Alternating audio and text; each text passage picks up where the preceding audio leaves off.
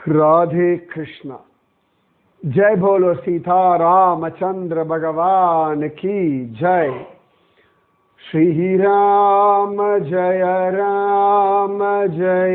जय राम। श्री राम जय जय राम। श्री राम जय जय राम। श्री राम जय जय राम। जय बोलो सीता रामचंद्र भगवान की जय। बोलो राष्ट्रगुरु समर्थ रामदास स्वामी की जय। பகவான் ராமச்சந்திரமூர்த்தி உலகத்தில் மனிதர்கள் தங்களுடைய வாழ்க்கையை எப்படி வாழணும் அப்படின்னு வாழ்ந்து காட்டுறதுக்காகவே எடுத்த அவதாரம். சாதாரணமாக நம்ம சொல்லுவோம், நம்முடைய வாழ்க்கையில் எவ்வளவு போராட்டங்கள், இல்லாட்டி கவலைகள், சவால்கள், பிரச்சனைகள் இப்படி எல்லாம் சொல்லுவோம். ஒரு தனி மனிதனுடைய வாழ்க்கையில மற்றவர்களாலே உண்டாகக்கூடிய இடைஞ்சல்கள், பிரச்சனைகள் இதெல்லாம் இருந்துட்டு தான் இருக்கும். இதெல்லாம் தாண்டி தான் நாம வாழணும். ராமனுடைய கதையில பார்த்தோம்னா அவனுடைய வாழ்க்கையில தனி மனிதர்களுடைய இடைஞ்சல்கள் நிறைய உண்டு. யாரோ ஒரு கூலி சொன்னான்றதுக்காக கைகேயி வரம் கேட்க 14 வருஷம் வனவாசம். இந்த வனவாசத்திலையும் சீதாவை பிரிஞ்சிருக்க வேண்டிய நிலைமை. அதன் பிறகு வானரங்கள் உதவியோட லங்கையில் சண்டை போட வேண்டிய நிலைமை. ஸோ நம்முடைய வாழ்க்கையிலும் இந்த மாதிரி எதிர்பாராத சூழ்நிலைகள், நம்ம கற்பனை கூட பண்ணி பார்க்காத கவலைகள், இடைஞ்சல்கள், சவால்கள் இதெல்லாம் வரதான் செய்யும். ஆனால் எதுவாக இருந்தாலும் மனசில் உறுதி இருந்தால் எல்லாம் தாண்டி ஜெயிக்க முடியும். என்றைக்குமே வாழ்க்கை ஒரே ரீதியில் இருக்கவே இருக்காது. இது இந்த ஆனந்தம் நிம்மதி அப்படின்றது சுற்றி வர நடக்கக்கூடிய நிகழ்ச்சிகளை மட்டும் பொறுத்து அமையறதில்லை. நம்முடைய மனசினுடைய பக்குவம், அதை பொறுத்து தான் நம்மளுடைய ஆனந்தம் நிம்மதி எல்லாமே அமையறது. அதனால நம்முடைய பக்குவம் தான் ரகசியம் வாழ்க்கையில்.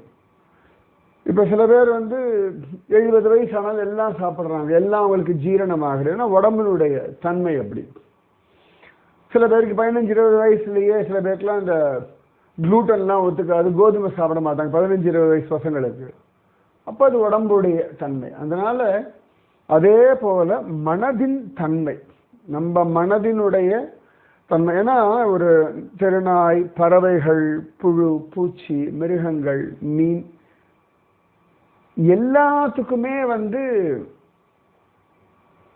உணர்வுகள் உண்டு. எல்லாத்துக்குமே கவலை, பயம், ஆகார நித்ரா பயமைத்து நானின்னு இது எல்லா ஜீவராசிக்கும் பசிக்கும், ஆகாரம் வேணும், தூக்கம் வேணும், பயம் வரும். இது எல்லாமே உலகத்திற்குரிய எல்லா ஜீவராசிகளுக்கும் பொதுவான ஒன்று.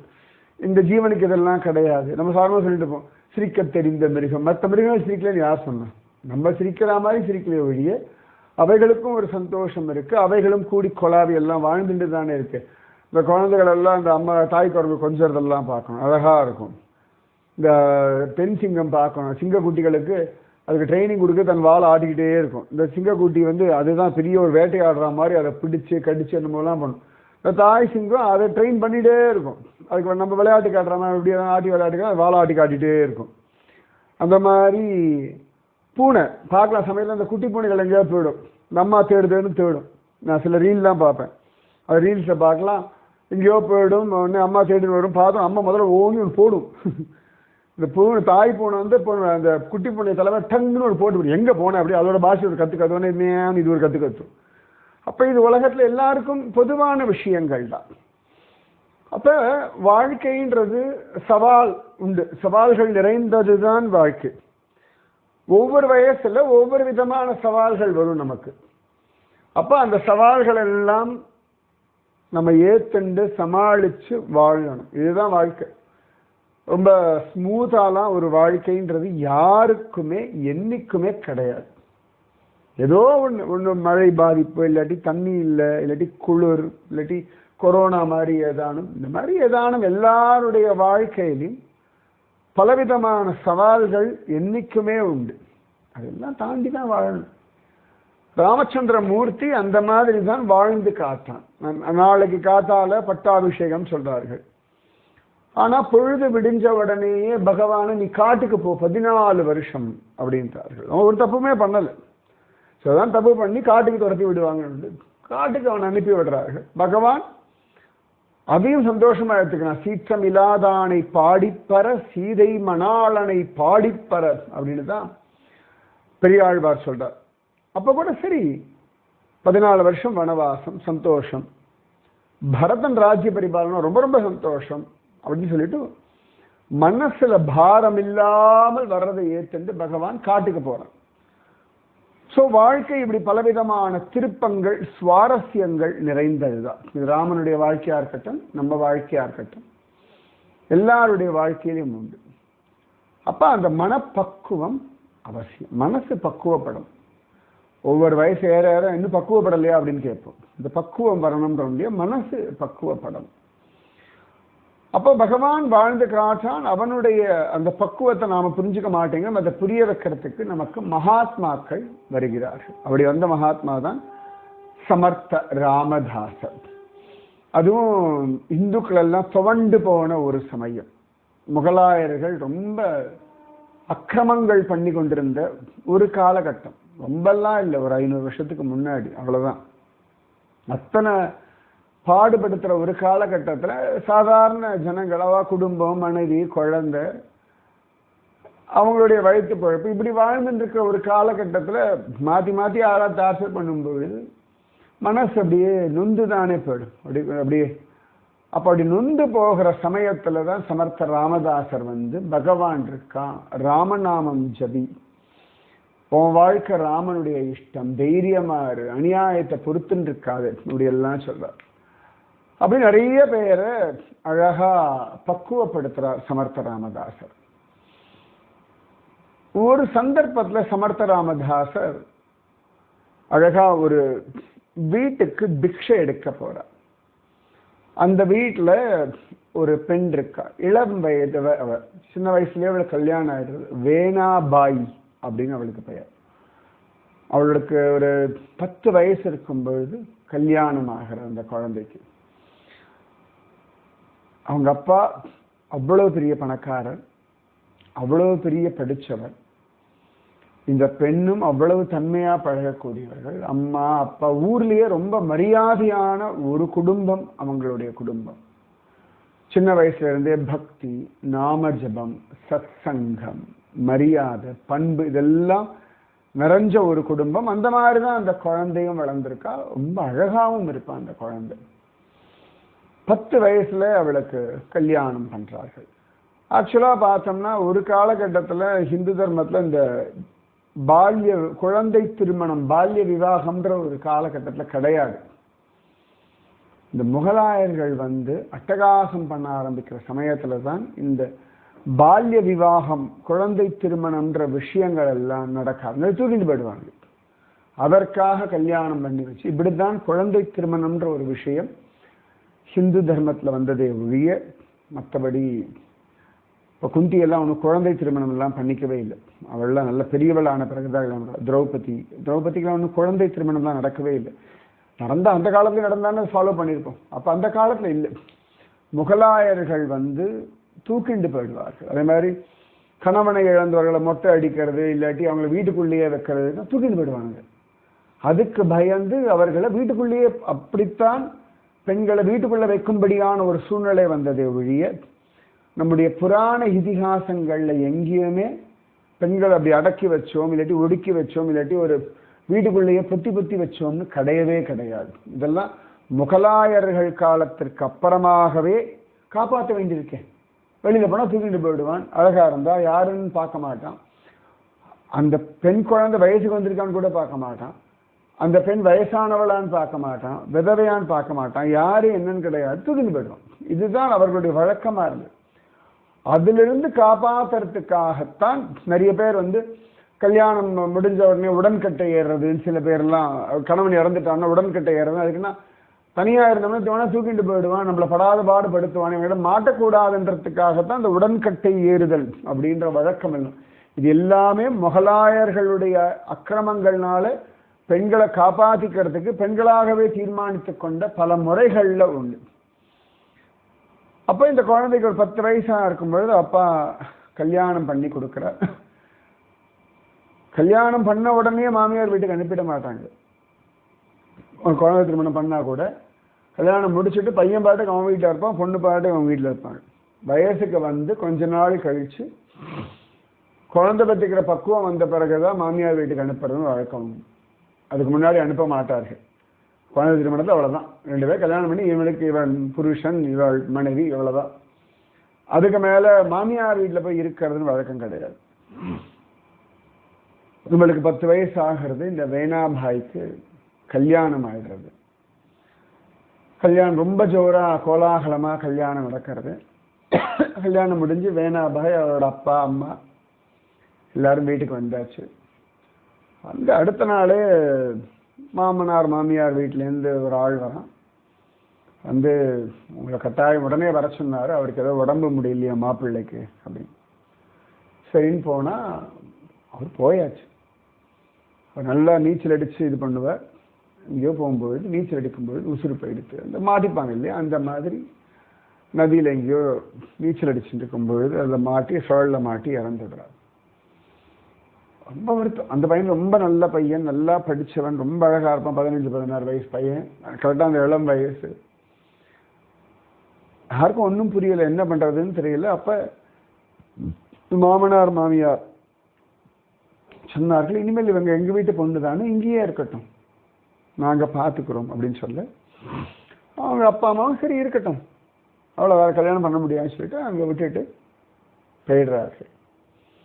மாமனார் மாமியார் ரொம்ப அக்கறையோடு அந்த குழந்தைய பார்த்துக்கிறாங்க. அட அந்த குழந்தைக்கு இப்படி ஆயிடுச்சு, நம்ம வீட்டு பொண்ணு மாதிரி தானே அப்படின்னு சொல்லி ரொம்ப உரிமையோட ரொம்ப அக்கறையோட ஸ்ரத்தையோட பார்த்துக்கிறாங்க. இவளும் அதே அன்பு அக்கறை மரியாதையோடு நடந்துக்கிறார். ஏன்னா 2 பக்கமும் உண்டு. அன்புன்றது ஒருத்தர் மட்டுமே கொடுத்துட்டு இருப்பார்கள், இன்னொருத்த வந்து அன்பு கொடுக்க மாட்டா அப்படின்னா அந்த அன்பு வளராது. 2 பக்கமுமே அன்பு கொடுக்கணும், அப்பதானே வளரும். ரெசிப்ரோக்கல் ப்ராசஸ் தானே. அப்ப இந்த ரொம்ப அழகா அந்த குழந்தைய பார்த்துக்கிறா. அவள் சின்ன வயசுல நிறைய கிரந்தங்கள்லாம் படிப்பா. அவ அப்பா நிறைய சொல்லி கொடுத்துருக்கார். அதனால எப்பொழுதுமே ஏக்நாத்துடைய பாவார்த்த ராமாயணம், பாகவதம் இதெல்லாம் உட்காந்து படிச்சுட்டே இருப்பா. வீட்டு வேலைகள் எல்லாம் ஆசையோட பண்ணுவாள்.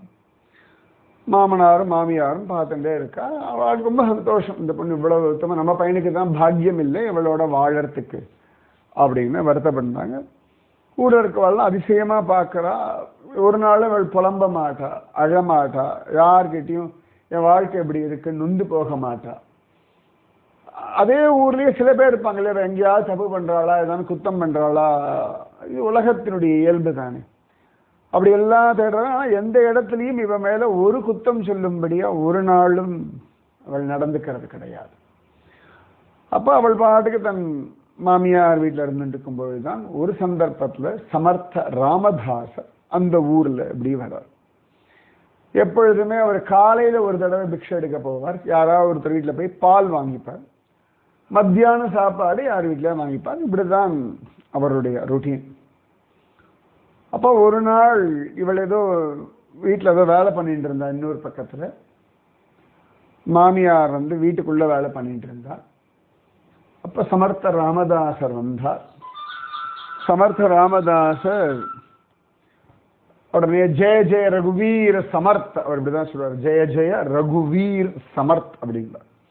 ரகுவீரனுடைய சமர்த்தன் வந்திருக்கேன், அதான் அர்த்தம். இன்னைக்கும் மகாராஷ்டிரா நிறைய பேர் ஜெய ஜெய ரகுவீர் சமர்த் அப்படின்னு சொல்லுவார். எப்படி நம்ம ராதே கிருஷ்ணா சொல்றோமோ சில பேர் ஜெய் ஸ்ரீராம் சொல்ற மாதிரி ஜெய ஜெய ரகுவீர் சமர்த் அப்படின்னு சொல்றது ஒரு வழக்கம்.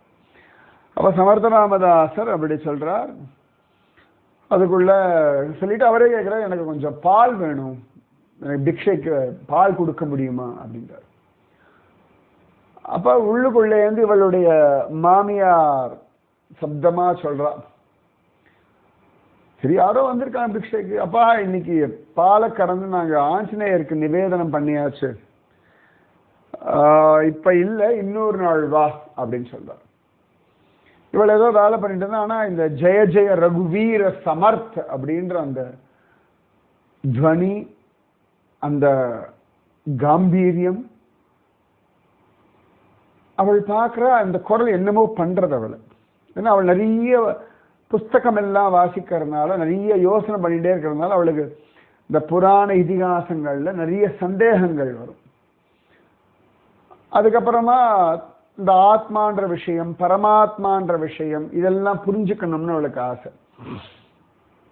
இதெல்லாம் யார்கிட்டையும் கேட்க முடியல அவளுக்கு. ஆனா இதெல்லாம் வாசிக்கும்போது அவளுக்கு ஒன்னே ஒன்று புரியாது, எனக்கு ஒரு குரு வேணும், எனக்கு ஒரு குரு இருந்தாருன்னா நிச்சயமா எனக்கு இதற்கான ஒரு தெளிவு கிடைக்கும் அப்படின்னு சொல்லிட்டு, என் குரு யாரு, நான் எங்க போய் கண்டுபிடிப்பேன் அப்படின்னு சொல்லி பகவான் இடத்துல பிரார்த்தனை பண்ணிட்டு இருக்கேன். எனக்கு என் குருவை காட்டி கொடு, எனக்கு என் குரு வேணும், என் குரு இருந்தாச்சுன்னா எனக்கு பல விஷயங்கள் தெளிவு கிடைக்கும் அப்படின்னு சொல்லி ஒவ்வொரு நாளும் பகவான் இடத்துல பிரார்த்தனை பண்ணிட்டே இருக்க, அப்பதான் இவர் வந்து பிக்ஷை கேட்கிறார். இவளுக்கு அந்த குரல்ல ஒரு காம்பீரியம் தெரியறது, அசந்து போறா, மாமியார் சொல்றதையும் கேட்கிறா. அப்ப அப்படி வந்து பார்க்க வரா சமர்த்த ராமதாசர். அப்படி சரி அவர் ஒன்றும் கேட்கல, சரி அவர் சொல்லியாச்சுன்னு கிளம்புறார். அவர் எப்பொழுதுமே கையில் அந்த தண்டம் வச்சிருப்பார், பெரிய தாடி, தலைமுடி, காலில் பாதுகை, ஒரு ஆஜானுபாகுவான சரீரம், நல்ல நிமிர்ந்த நன்னடை சொல்லுவாங்க, நிமிர்ந்த நன்னடை, நேர்கொண்ட பார்வை அப்படின்னு, நிமிர்ந்த நெஞ்சு, அந்த மாதிரி ஜம்மன். அப்படி பகவன் நாம சங்கீர்த்தன பலம், மனசுல கல்மஷம் கிடையாது, கூனி குறுகலை. அதனால ரொம்ப யார்கிட்டையும் ஏமாற்ற மாட்டார், யாரையும் தன் இஷ்டத்துக்கு உபயோகப்படுத்திக்க. அதனால வந்து ஒரு நடிப்பில்லாத ஒருத்தர் சமர்த்த ராமதாசர். அதே ராவணன் வந்து சாது வேஷம் போட்டு சீதையை தூக்கிட்டு போக வரும்பொழுது பயந்து பயந்து இப்படி பார்த்துட்டே இருக்கான், நடிக்கிறான் ஏமாத்துறதுனால. சமர்த்த ராமதாஸ் நடிப்பு கிடையாது. இந்த உருவத்தை பார்த்தவொடனே அவளுக்கு தானா கை கூப்பிக்கிறாள். அவளுக்கு இவர்தான் என் குரு அப்படின்னு ஒரு அபிப்பிராயம் வந்தாச்சு. பார்த்த உடனே அவளுக்கு, நான் தேடிட்டு இருக்கேன் என் குருநாதன் இவர் தான். சமர்த்த ராமதாசரை இவளை பார்க்கல, அவர் பாட்டுக்கு போயிட்டு இருக்கார். அப்ப இவர் போயிட்டார். கொஞ்ச நேரத்தில் அவள் உள்ள போனா, மாமியார் கிட்ட சொன்ன ஒரு சாது, ஆமாம்மா யாரோ வந்தா கேட்டது எனக்கு. இப்போ கேட்குற அம்மா அவர் என்ன சொன்னார், ஜெய ஜெய ரகுவீர் சமர்த்ததோ சொன்னார். அப்போ அவர் சொல்றாம்மா, சமர்த்த ராமதாசர்னு ஒருத்தர் உண்டுன்னு சொல்லுவாள், அவள் சிஷ்யர்கள்லாம் கூட இது மாதிரி பிக்ஷை வாங்க வருவாள், ஒருவேளை அவருடைய சிஷ்யரோ அவரோ. மாமியாரோ அப்படியோ, அப்படியும் இருக்கலான்னு சொல்றியோ, சரி அப்படின்றார். அப்போ மாமியார் கேட்குற, நீ பார்த்தியா? நான் பார்த்தேன். அவர் ஒன்ன பார்த்தாரா? இல்லை, அவர் போயிட்டு இருந்தார், அப்பதான் நான் பார்த்தேன். உனக்கு என்ன தோணித்து அப்படின்னு கேட்கும்போது அவர் சொல்றா, எனக்கு ஆஞ்சநேய மூர்த்தி நடந்து போற மாதிரி இருந்தது. ஏன்னா சமர்த்த ராமதாசர் ஆஞ்சநேய அவதாரம் தான். எனக்கு வந்து ஹனுமான் நடந்து போகிற மாதிரி தான் தோணித்து, அந்த காம்பீரியம் எல்லாம். ஓ அப்படியா, சரி பரவாயில்ல, இன்னொரு வாட்டி வரும்போது நம்ம பால் கொடுத்துருவோம். ஸோ அன்னிலேருந்து திரும்பி அவர் எப்போ வருவார்னு காத்துட்டு இருக்கார். மனசுக்குள்ள அந்த நாமத்தை ஜபிச்சுண்டு, அவள் என்ன வாசிக்காளோ வாசிச்சுட்டு பிரார்த்தனை பண்ணிட்டு, அவர் சொன்ன அந்த குரல் மட்டும் தியானம் பண்ணிருக்கா, ஜெய ஜெய ரகுவீர் சமர்த் அப்படின்னு அந்த காம்பீரியமான அந்த சப்தத்தையே நினைச்சுட்டு இருக்கா. திரும்பி அவரை பார்க்கணும், அவரை நமஸ்காரம் பண்ணணும் அப்படின்னு அவளுக்கு ஆசை. சமர்த்த ராமதாசர் கூடுமானவருக்கு ஒரு வீட்டுக்கு போயிடுச்சுன்னா திரும்பி அந்த வீட்டுக்கு போக மாட்டார். அவர் பாட்டுக்கு அடுத்தடுத்த வீடு பார்த்துன்னு பல ஊர்கள் இப்படி போயிடுவார். எப்பயாவது ராமராய சங்கல்பம் இருந்தா பகவான் என்ன சொல்றோம் அதுக்கேற்ற மாதிரி போவார். அப்ப இப்படி சமர்த்த ராமதாசர் பார்க்குற, சரி என்னமோ இன்னைக்கு தோன்றதுன்னு ஒரு நாள் திரும்பவும் கிளம்பி இவங்க வீட்டுக்கே பிக்ஷை எடுக்க வரார். சாதாரணமாக அப்படி வரவே மாட்டார். ஆனால் அந்த ஜீவனுடைய தாபம் எப்பொழுதுமே நம்ம மனசுல இருக்கக்கூடிய தாபம் ஒரு பெரிய ஒரு ஆசீர்வாதம். அது பகவான் மகாத்மாக்களை எல்லாரும் அப்படியே வசப்படுத்தும். அது அந்த ஆத்மார்த்தமான தேடல் சொல்றோம் இல்லையா, அந்த ஆத்மார்த்தத்துக்கு தான் எல்லாருக்குமே. நம்மளே ஒரு குழந்தைகிட்ட ஏன் பழகிறோம், அது ஆத்மார்த்தமா நம்மளை பார்த்து சிரிக்கிறது, அது பொய்யா சிரிக்கல. ஒரு குழந்தை நம்மகிட்ட பொய்யா சிரிச்சு விளையாடுறது, நிஜமாவே ஆத்மா. அதனால எல்லாருக்கும் குழந்தைய பிடிக்கிறது. யார் வீட்டு குழந்தையா இருந்தாலும் நமக்கு பிடிக்கும். அது என்ன ஜாதியா இருந்தாலும் என்ன மதமா இருந்தாலும் அந்த குழந்தையினுடைய சிரிப்பு. ஏன்னா அது அன்பை மட்டும் தான் காட்டுறது. நம்ம கிட்ட எதையும் அது எதிர்பார்க்கவே இல்லை. நம்ம கிட்ட இது வேணும் அது வேணும்லாம் கிடையாது. அந்த ஆத்மார்த்தம் நம்மளை வசப்படுத்துறது குழந்தைகள் கிட்ட. அப்ப ஆனந்தமா சமர்த்த ராமதாசர் வரார். இவளுக்கு அவ்வளவு சந்தோஷம். நான் திருப்பி குரல் கேட்கிறேன், ஜெய ஜெய ரகுவீர சமர்த்த அப்படின்னு அந்த குரல். அது கேட்ட உடனே ஓடி வரா இவள். அந்த ஒரு எல்லையை தாண்டி வர முடியாது, அவள் இளம் விதமையா இருக்கிறதுனால. அப்ப நிக்கிற சமர்த்த ராமதாசர் நேர பார்க்கிறா. சமர்த்த ராமதாசர் பார்க்கிறா, சிரிக்கிற. நல்ல வயசானவராச்சு சமர்த்த ராமதாஸ். இவதானே சின்ன குழந்தை. வயசானவர் என்ன, அது அவள் 10 வயசுனா சமர்த்த ராமதாஸ் 30-40 வயசு இருக்கும் வச்சுக்கோங்க. அந்த மாதிரி சமயத்துல. ஏன்னா அவர் முதல் 12 வருஷம் ஜாம்பில் இருக்கார், பிறந்த ஊர்ல. அதுக்கப்புறம் அடுத்த 12 வருஷம் அந்த தாக்லியில இருக்கார், 24 வயசு. அதுக்கப்புறம் அடுத்த 12 வருஷம் யாத்திரை போயிடுறார். யாத்திரையெல்லாம் போயிட்டு அதுக்கப்புறம் ஒவ்வொரு இடமா போகும்பொழுது தான் ஒவ்வொரு இடத்துல சில பேர் பார்க்குறோம். அப்படிதான் வேணாபாயை பார்க்கணும். அப்போ கூட இவருக்கு ஒரு 30-32 வயசு தான். அவருக்கு ஒரு 10-12 வயசு சின்ன பொண்ணு தான்.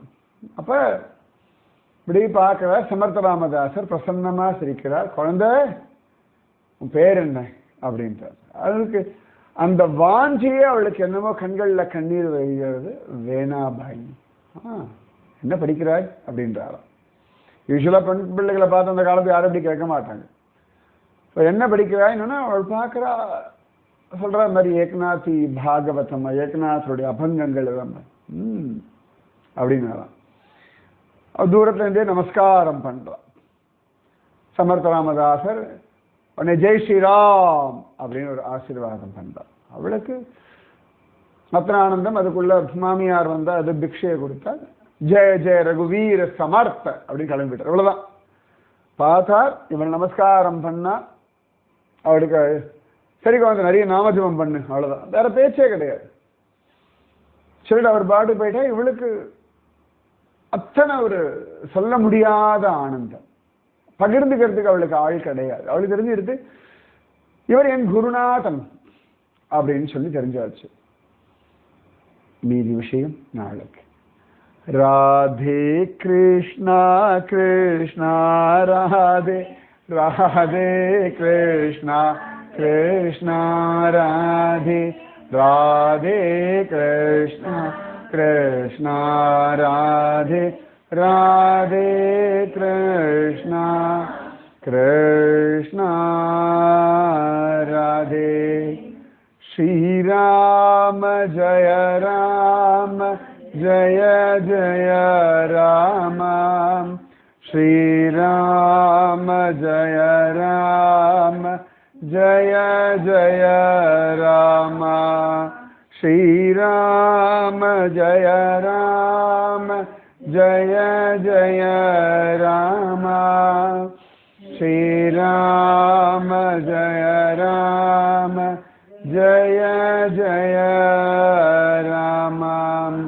जय बोलो सीता रामचंद्र भगवान की जय. बोलो राष्ट्र गुरु समर्थ रामदास स्वामी की जय. बोलो वीर धीर सूरांजनेय स्वामी की.